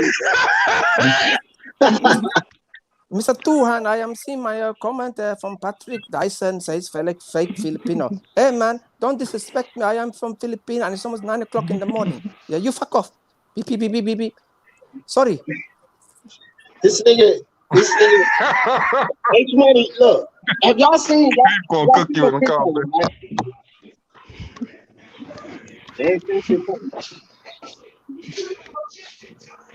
No. What'd you say? Like 20 minutes, 21. H Money is getting clowned on so many channels, bro. Like, this is the worst I've seen any one person getting clowned. Like, I ain't even bullshitting. He ain't got nowhere to go. Nowhere. And I've seen him, like, a while back, all he was doing was trashing the LDBC. Bro, they're not going to let you in with them. Because, like, those never take down. Bro. That was so weird, man. That was real weird to him, fam, because you want to know why I say that shit was weird, bro? Because it was just like, yo, for a whole week, it was just like he just emerged. Like, remember when he came in on the IBFP live stream with us and got into it with Johnny Boy? It was like he popped up. It was real. Remember he got into it. Yeah, he got into it with you. That's right. He started with you. I couldn't remember if he started with you or started with Johnny Boy. So he goes with that. Yeah, that's right. Because you got off because you was ready to kick. You was ready to go ham. So you jumped off so you ain't go back and forth with him. So he did that. So he was active all that week, right? And then next thing you know, after that week, bro, he just jumped ship, started beefing with everybody. And then the following week, next thing you know, he hanging out. He on Shaving Cream's conversation channel. I'm like, what is this nigga doing, bro? Like, he hopping. Look, bro. I seen. I know top notch prostitutes that can't move that fast from dick to dick.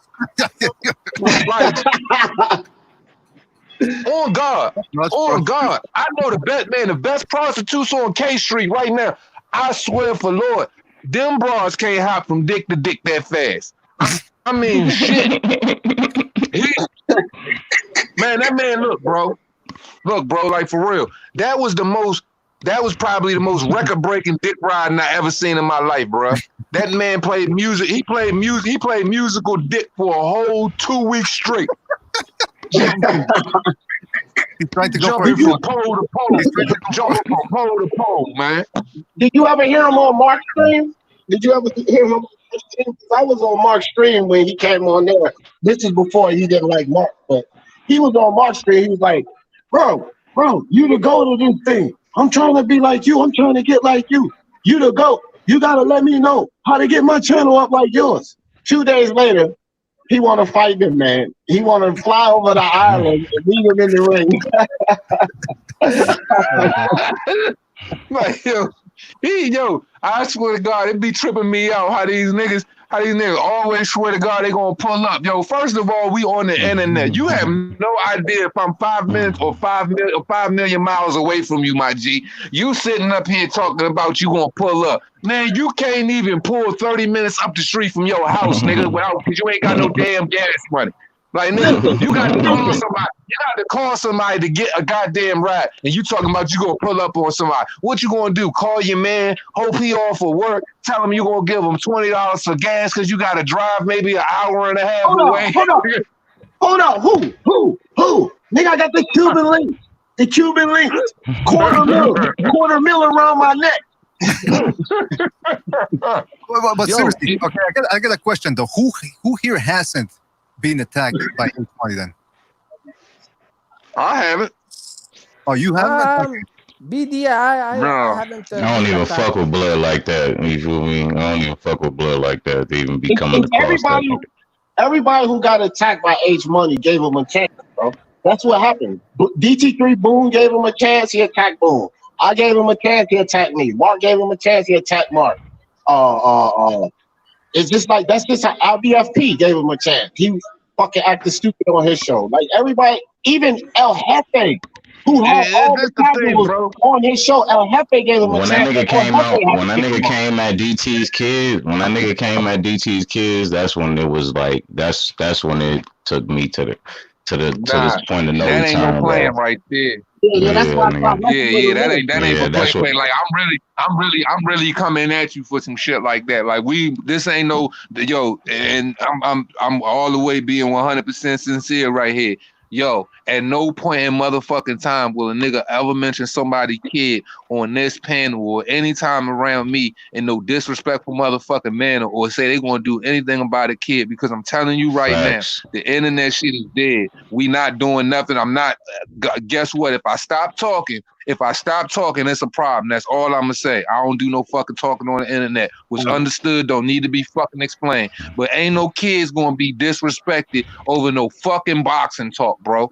Like you so disconnected from the fucking world. You out here disconnecting, you disrespecting somebody child because you feeling like what? That's gonna give you one up in what? Derogatory conversation? Fuck out of here. That's the weakest shit I ever heard in my life. Like, you must be slow. Like, for real, I didn't even know about that shit. But just the fact that I'm hearing about it, my nigga, you got to be slow. Like, bro, like that's the one thing, that's the closest thing to an angel you gonna get as a child, bro. Closest thing to an angel you gonna get as a fucking child.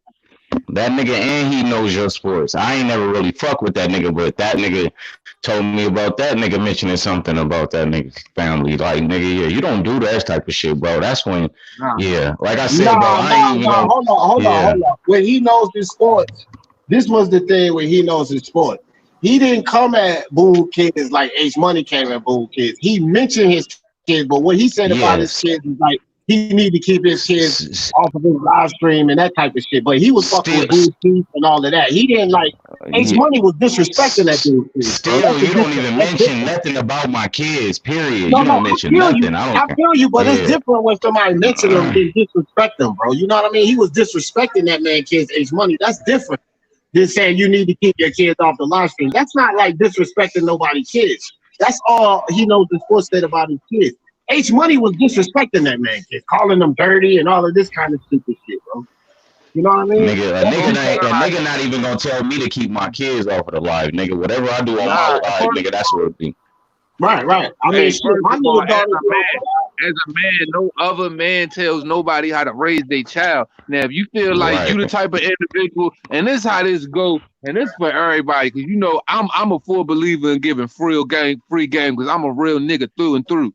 Like, yo, any given time, yo, somebody, whatever a person is doing with their child, bro, disciplinary action or in recreation, bro, you don't have no right to interject or say nothing about it. If you feel it, say it to yourself. Don't say it to them, because that's their child. You know what I mean? Now, if you see them, now they beat the shit out their kid in front of you or something like that on some wild nut ass shit, that's different. But if it's just like, say they cuss in front of their child, say they do whatever, they might smoke a cigarette or something. I might not agree with it, but that's their child. That's how they do in their household. We don't got no right to infringe on that. That's why I be like, yo, a lot of people, they get on this internet stuff, bro, and they let morals and all of that shit go completely out the window. The rules of engagement don't change, bro, in life. It don't change when it comes to fucking kids. It don't change when it comes to women. It don't change when it comes to people's mothers. It don't change for people that's sick going through something and you to talk about them with a disease, race, none of that. The rules don't change just because you can be this fucking character on the internet, bro. They don't change. You might be playing a character, but everybody is not playing with you. So while you sitting up here talking about somebody's kid, I promise you, you don't know who behind that individual or who was sitting there listening to what you were saying or how they took it, got off the phone, or what they was doing the whole time they kept you on there, getting your information, all of that stuff. They already sending people or already got people in your city ready to bust your fucking head because you over the top disrespectful. You got to keep and you got to keep, man, life has a balance to it, bro. You throw it off balance, it goes all the way off balance. But when you try to keep it in balance, things tend to flow a little smoother. But the negative of it, you're going to create catastrophic actions from one little thing. And it all starts from a word that you can't take back, whatever it is. But I'm just saying, the rules of engagement don't change when it comes to children, don't change when it comes to women, it don't change when it comes to morals in life. At the end of the day, bro, if a nigga want to be a family man, have his kid on the live stream and talk with his kid on the live stream, that's on him. If he want to cuss with his kid on the live stream, that's on him. Once again, I don't agree with it, but I'm not raising that man child. That's a fact, because I had to get somebody straight on that about my little daughter, because I let her come on every now and then when she wants to and read comments and stuff like that, right? But somebody said something to me about that. They was like, well, how you wanted to talk about, because I was talking about the Copper Act, when you got your 9-year-old daughter on this live. I said, let me tell you something, bro. The Copper Act is about channels targeting kids. Ain't nobody targeting my fucking child if she on live with me, you idiot. You know what I'm saying? Like, I do what I want with my child, bro. That's my child. I got daughters already, both of them grown, in college, no kids. Fuck you. Don't tell me what to do with my child. I want to. That's what I'm saying. That's all I was saying. That's all I was saying. Don't tell a nigga how to raise his kids, man. No, fuck no, you can't do that. I wanted to just to clarify something. This H Money was disrespecting someone's kid on. Yeah, DC3, bro. He said all kind of trash shit about that man. So I just want to say something. In the Philippines, we will say "apatya sian." That means kill him. We don't take no in Philippines. In Philippines, we say "apatya sian." We don't take them very lightly. Anyone disrespecting towards us, on our kids or family, we kill them straight away. We don't take no answer, no action. We don't take no remorse. Hey, I'm telling you. That's something that translates universally, nigga. I'm sorry if I'm talking too fast. Ticket for that nigga. I'm sorry if I'm talking too fast. If you don't understand me, I'm sorry. No, hey, look, check this out. I heard Manny Pacquiao died. They was broke. That nigga chopped his damn dog up and ate it. Because they ain't had no food. Yeah, a couple people. They do that. They do that. Shit. Manny Everybody ain't looking at Pacquiao, them canines like no pets, man. If it's time to eat out there, Joe, niggas hungry, they gonna eat. Though I got a bunch of Filipino homies. I got a bunch of half Filipino homies and all that shit. Exactly, one of my main homies in the chat right now. Yo, I'm telling you right now. Let me tell you my something. homie that live up the street with me, bro. He took his dog, man, Samson, man. Man, Samson was over in the Philippines, man. Look, man, shit got real, man. They ate Samson over there, John. He came back from playing. He was talking about where Samson go. Samson was on the table in his stomach. let me tell you something, Mr. Tuhan. I am from Manila, and we do eat dogs, and the dogs is a very delicacy. So for us to eat dogs, there's no problem killing H-Money. Patian Sian, if I see him, I will kill him. Yeah, your cat dog, bro? I know, I'm sorry. Cat dog, bro. I'm sorry. I'm gonna take his pet, dog. And you know what it was? Apparently, Pacquiao's father was the one that cooked the dog. So while Manny was playing with the dog, his father was encouraging Manny. Yeah, keep feeding him those pellets over there. Yeah, make him nice and fat. That nigga, man. Hey, don't go over Manny Pacquiao house and if he having hot dogs for the evening. You don't know which one you gonna get. Oscar Mayer. You don't know if you gonna get English Bulldog, Chow. You don't know what you want. You gonna get hot dogs, literally hot dogs. You gonna get you a hot dog. You gonna get you a hot dog over that joint. That joint gonna be barking in the pot. Believe me, it's good. Believe me, Mr. Tuan. I'll tell you one thing is when I baptize him first, I will baptize him first, and then I'll kill him and I'll baptize him first, and I try to he'll go eat the dog, and then I'll kill him, and then we eat him. What, are you Jewish? Oh, like I said, I'm sharp. I know. Like I said, a bunch of my closest homies, they Filipino. And you know what I'm saying? Or Filipino and black. And I'm telling you, that's how it goes down over there, Joe. Like, if this shit get real, like, I'm telling you, everybody ain't looking at no canines like a pet, bro. I'm telling you, America is different, bro. America different. We got all of these extra little luxuries and stuff like that, man. Other people not living like that in some of these countries, bro. You sitting there, you got a fat-ass English bulldog or something sitting in your house. Foreigner come over this joint from a third world country or something like that. They looking at you like you fucking crazy because you got this big ass dog and you feeding this nigga blue buffalo. He probably done ate more than what that motherfucker done made in a whole goddamn 2 weeks. Let me tell you something. That's a good point. In there's a video out there. Just quickly. There's a video out there of a guy who's got a husky and he's feeding him whole chickens, buffalo and trimmed veal and a whole bunch of things every day. Yeah, I seen that, BDA. Yeah, there's people. That's crazy. That dog eats better than people out than 90% of the world. Well, I'm exaggerating, but let's say 70% of the world. I mean, I don't eat as well as a fucking dog does. I want to sneak into that dog ate better than me last night. Exactly. Hey, Mr. Two Hands. I seen that video BDA talking about this dude. He orders special separated meat packages. Like it comes in different dinners, bro. Like the meat, he ordered it. It comes in a box, right? They'll deliver the box and they have it separately packaged in different meals and shit, like breakfast meals, lunch meals, and it's real like prime ribs and shit. Like it's prime meat, bro. Dog, they giving the fucking dog meal prep, bro. They so rich, the dog got his own fucking meal prep. That's crazy. Yes. When your meals come packaged like that, because my sister-in-law do that. She get meal prep. She get her shit sent to my house and all that stuff. Bro, when your meal, man, you get meal prep, man, that's too much for the damn dog, man. Look, I'm gonna tell you straight up. I love Quinn to death. My little English bulldog. My sister-in-law, little English bulldog. I love Quinn to death. But man, Quinn get like, she gets stuff every now and then, treats and shit like that. But man, ain't nobody spending ain't nobody feeding no Victoria cut fillets, no filet mignons, porterhouse and stuff like that to no damn dog all the time. Now, birthday come around, I'ma lace you. You know what I'm saying? Like, certain occasions come around, family get together, I'ma lace you. But bro, guess what? You getting that shit that came out the bag with that goddamn buffalo on the front. Yeah, bro, that dog, I'm telling you, bro, that dog eat good, dog. I'm talking about that motherfucker eat good. I'm talking about people, you go to Kroger or whatever grocery store y'all got, Publix, Kroger, whatever. If you go to that grocery store and get the best meat in there, the best meat, the high dollar meat, that's the shit that dog be eating. That's right, yeah. Hey, I got a question.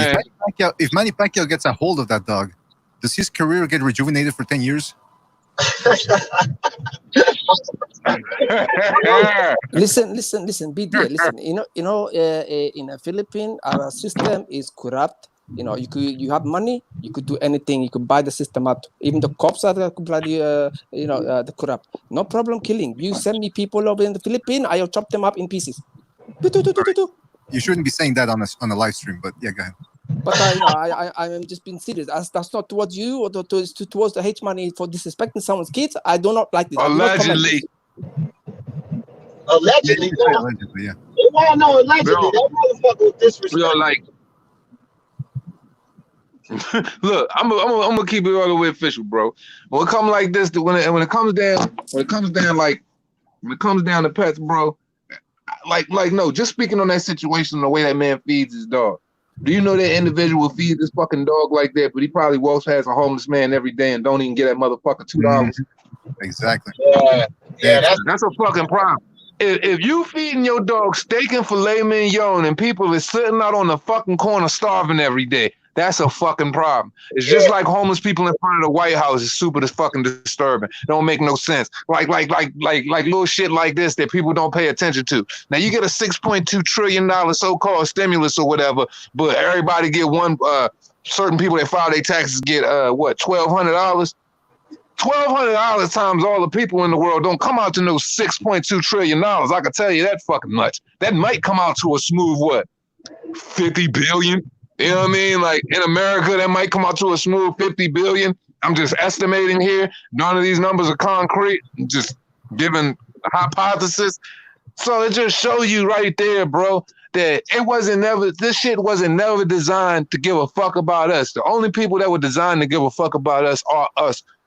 People that go through the same thing. Those other people that feed their dogs steak and things of that nature, they are so disconnected from fucking life. Like if you're feeding your dog steak every single day, you are so disconnected from life. You truly have closed your eyes to everything going on in the world. Because I know one steak gonna cost you $12, $13 at the store every day. So you basically saying $13. Look, bro, I done struggle. I'm the type of nigga that done took $13 and made that shit breakfast, lunch, and dinner, and a late night snack. For real. Yeah, me too. You know what I mean? Might even made it 2 days. You know what I'm saying? Had to stretch it. So less than that, nigga. With the steak, less than that. Yeah, all facts. Nigga noodles is 40 cents. Nigga. That's what I'm saying. Noodles I'm is talking 40 cents. 10 cent noodles. I'm talking about 10 cent noodles. I'm walking out with 3 big ass box intestines got noodles wrapped around them motherfuckers. Hey, Mr. Two Hands, you know, right there where I was at the donut shop, right? I'm gonna give you a story. Right? Yeah. I'm gonna be at the donut shop like 2-3 days a week, just fucking around, getting me some exercise, making a little bread, right? But it's this lady that worked and she worked there 40 hours a week. That's her main job. God bless her soul, because I don't know how you can survive off that shit. But anyway, that's her main job, right? Okay. She buys her dog. She buys her dog an outfit every week. That's outrageous to me, bro. She buys her dog a fucking outfit. This dog got more clothes, bro. I took her home one day. She showed me all the fucking clothes this dog got. Her dog literally has more clothes to wear than she does, and I'm not even joking. But it's a homeless person. It's a homeless person that's sleeping 5 minutes, 8 to 10 minutes away from her house. That's got shoelaces holding up his pants. That's got trash bags wrapped around his feet to keep water out so his socks don't get wet, so he don't get trench feet standing out that bitch every day and shit like that. See, that's the type of stuff I be talking about, bro. And then I give you one better. My nigga. Look at the priorities, bro. She working fucking Tim Hortons. You spending money like that? You working Tim Hortons? Oh my god. Because we got this thing, bro. We gonna look. That television advertisements, fucking social influence, and the computer has completely desensitized human beings to no end. And I'm not talking about just since the inception of the internet and all that. I'm talking about since the beginning of the dawns of time with the TVs and all of that shit. Even with radio before TV. You always been put in a position to where they want you to fancy or want you to focus or like certain things, bro. They put it in your face like that, like on your phone. If you search for something, if you might be interested in an Xbox One today, I guarantee you're going to get advertisements. It's going to populate your phone all day, your YouTube and the advertisements and all of that, because they take algorithms on the things that interest you, and they want to pique your interest, so you keep on consuming and consuming. And one of the most deadly sins on this earth is gluttony. You know what I mean? People suffer from wanting so much of the shit that they don't need, bro. And I sit at home every day right now. It don't bother me not one bit. It don't bother me not being able to shop. It bothers me not being able to, you know what I mean, go. I still go see my loved ones regardless. It bothers me to be able to go out and do the everyday things that I love to do. But at the same time, I'm so comfortable with not having, bro. I'm not going crazy because I can't do this, or I can't ball like this, or I'm not rocking this, or whatever. And I got the things that I like, but at the end of the day, I'm not a slave to that shit. We've been programmed to be slaves to fucking. Yeah, we've been programmed to be slave to labels, to be slave to a newer car. You get a 2018. Why do you think they dropped the 2019 right behind it? Not because you need a car next year, because they want you to keep spending, to keep you in this non-stop cycle of never-ending debt over and over. You get money, you get a decent job, you start to get ahead. Then they giving you credit cards. You got excellent credit, so now you done created credit cards. So when you done spend your check up, you spending your credit up. Now you done put yourself in credit with these folks. Regardless, the whole system been designed to break you, to keep you stuck in one spot, bro.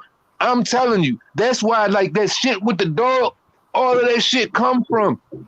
All of this shit come from, you know what I mean, vices, bro. It come from vices and shit that's been put in front of you to make you feel like you want to need or want to do that. If you love your animal, cool. But this is the society we live in. People love these fucking dogs more than they love human beings, bro. People are treating animals better than they treating human beings. It's fucking sickening. That's a fact. I mean, I don't mind nobody having a pet and showing love to a pet, but you can't put pet before human life, bro. That's right. I just want to. I love dogs. Mr. Tuhan, I just want to say to you, Yunang Basis is alive. This is my first time on live stream, and I am enjoying. Yeah, I appreciate that, man. Mr. Two Hands. Oh, I'm about to get ready. I'm about to shut it down in 5 minutes anyway. Oh, okay, because my phone get ready to die. So anyway. Yeah, I'm shutting it down in 5. Live, so yeah. This was a Fire Live. I'm gonna give you my closing thoughts now. This was a Fire Live. Shout out to Mr. Two Hands. Sometimes we gotta get on here and talk things other than boxing. I do it sometimes too. Shout out to you, Mr. Two Hands. You know what I mean? And I ain't even gonna say my shit. I'm gonna say Mr. Two Hands shit. It costs you nothing. You pay a nigga no mind. Yeah. Hold at you, dog. Hey, my nigga. Hey, man, it's my man D, Speaking Mind Sports Talk, man. If you guys haven't subscribed, man, go ahead and subscribe. Look, man, this is one thing I want y'all to understand about the Two Hands Up show. Yes. It is a boxing. It is a boxing show, and we fucking love our boxing. But at the same time, look, I'm not a programmed individual. I am not your fucking local fucking 5 a.m., 6 a.m. station that's going to fucking rotate and give you the same shit from fucking 5 to 7. We're going to switch topics. We are human beings. You know, blood pumps through our veins. We have a heartbeat. So we're going to fucking continue to act like we got one. And no matter what conversation you have, everything gets away from what you're talking about a little bit. But as long as it makes sense and motherfuckers can relate and we can bring that shit together, we always going to stay connected. So who gives a fuck, right? Facts. Spot on. Mr. Tuhan, can I say my piece? Is that okay? Good. I just want to say, since you are closing, I must go. It's in the morning here, and thank you for having me. You 9% so live. The first time on the live stream, I enjoyed it. The conversation was fire, and hopefully maybe next time I will come soon. And I also want to say thank you, Mr. Tuhan and BDA, and my brother with the red hat, the Coca-Cola. Or is it Mob? What's your name, brother? It's a mob, homie. Mob. Thank you, brother. Salute, brother, and I will catch you next time. Bye bye. This nigga here, boy. Oh man, shout out to Manny Pacquiao, man, for coming through, man. Hey, and remember, bro, if y'all haven't tried it yet, Hennessy. It's great for a late night with your favorite girl. I'm promising you, it's gonna put your stamina on 1,000. I'm talking about you gonna have that Black Panther kind of feel. Vibranium. Hennessy. Nigga fucking with that Jameson right now. Nigga fucking with that Jameson. Who nut? Yeah, I fuck with Jameson too. That's my shit. That Irish whiskey banging. But yeah, man, you already know. I'll catch you on the next one, man. I had to come through and show a little love, man. Peace out to the chat. All the kings and queens. You already know what they do. Salute. Yep. All right. BDA. Yeah, man. Listen, you sounded like you had those glasses on from They Live. I mean, you were going deep in there. But it's true. At the end of the day, it's all about division. They want to divide. They want to divide you based on how you look, what you believe in, what you speak in, which God you believe in, what language you speak in, the color of your skin. And the more they divide you, the easier it becomes to get you to, for example, start falling in love with dogs more than you love your fellow man. And that is dangerous. So hopefully more people, listen, I'm not advocating you to go out there and kill your dog and eat him tonight. What I'm saying is start having a little bit more compassion for your fellow man. Because listen, I'm from Mexico, and we had that Cesar Milan, the dog whisperer. He treats dogs like you're supposed to. You treat a dog like it's an animal. You love it, or you give it as much love as you possibly can, but it does not come before your family. It is not a part of the family. And that's the way they do it in the Philippines too. But here in North America, I'm talking the United States and Canada, all of a sudden the dog becomes a part of the family. You can't touch it. You can't tell it not to sleep on the couch because you're gonna hurt its feelings. It's a dog. It doesn't have any fucking feelings. Anyway, I don't want to get into a rant, man. But that's the point. And thank you for having me on your show, man. Really, man, always, BDA, always. You always welcome, brother. Hey, man, and look, man. Once again, man, look, man. I just gotta say this, man. Look. I got the best lives, man. I got the best people, man, that always come through, always pull up, always show love. From the people that show up to the panel all the way to the people down in the fucking chat. I'm talking about, you know what I'm saying? I'm talking about Troy. Sorry I couldn't get you in there. We had 5. It was just a little too much going on. I try to get you next time. Emmanuel, Black and Brown Boxing, my brother Salute, my man Keith, Miguel, SSB, Cruz, Ralph Unreal, Brian Harkin, Anna DeMar, John Cable. Man, look, man. Once again, man, I appreciate all of y'all. Look, man. Here's what it is, man. BDA pretty much done said everything. I pretty much done said everything I needed to say. At the end of the day, look, be aware of what's going on. Do what you're supposed to do. But at the same time, man, if it don't look right, if it don't smell right, it don't seem right, bro, there's nothing wrong with digging deep, asking questions, or not following an unnecessary order. You know what I mean? But as far as boxing, we're gonna bring necessary order to fucking boxing. We're gonna restore order. We're gonna keep trying to bring order to this crooked but beautiful fucking sport, man.